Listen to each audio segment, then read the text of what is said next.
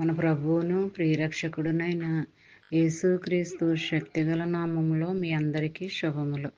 ప్రియమైన దేవుని బిడ్డలారా, మరి ఎలా ఉన్నారో? గతించిన దినమంతా కూడా ఆయన రెక్కల నీడలో మనందరినీ కాపాడి నడిపించి పోషించి ఆరోగ్యాన్ని ఇచ్చి, మరి గతించిన నెలంతా కూడా ఎంతో క్షేమాన్ని ఇచ్చి మరొక నూతనమైన నెలల్లో దినంలో మనల్ని ప్రవేశపెట్టిన విధానాన్ని బట్టి మరొకసారి ఆయనకి వందనాలు చెల్లించుకుంటున్నామండి. మరి ఈ దినము దేవుడు మనకిస్తున్న వాగ్దానము 1 కొరింథీయులకు రాసిన పత్రిక 12వ అధ్యాయము 10వ వచనము.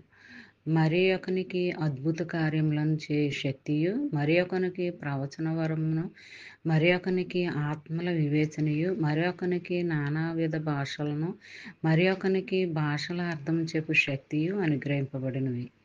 ప్రియమైన దేవుని బిడ్డలారా, మరి దేవుడు ఇందులో మనకి ఎన్నో శక్తులు ఇచ్చాడండి, వరాలను ఇచ్చాడండి. మరి ఇవన్నీ కూడా మనము పొందుకోవాలి. మరి అద్భుత కార్యాలు చేయగలిగే శక్తిని ఇస్తున్నాడు, మరి ప్రవచించే వరాన్ని ఇస్తున్నాడు, ఆత్మల వివేచన కలిగే వరాన్ని ఇస్తున్నాడు, నానా భాషలు మాట్లాడే వరాన్ని ఇస్తున్నాడు, మరి భాషలకు అర్థాలు చెప్పే శక్తిని ఇస్తున్నాడు. ఎన్ని మరి ఆదరణకరమైన మాటలు మరి మనకి ఇస్తున్నప్పుడు మనము కూడా మరి ఆజ్ఞానుసారంగా వాక్యానుసారంగా నడుచుకోవాలి, జీవించాలి. మరి ఇవన్నీ కూడా మనలో ఇమిడి ఉండాలన్నమాట అండి. అలాగున్నట్లయితే మనము వాక్యానికి లోబడే వారంగా, వాక్యాన్ని ఆజ్ఞానుసారంగా నడుచుకునే వారంగా మనము కూడా ముందడుగు వేస్తాం అనమాట.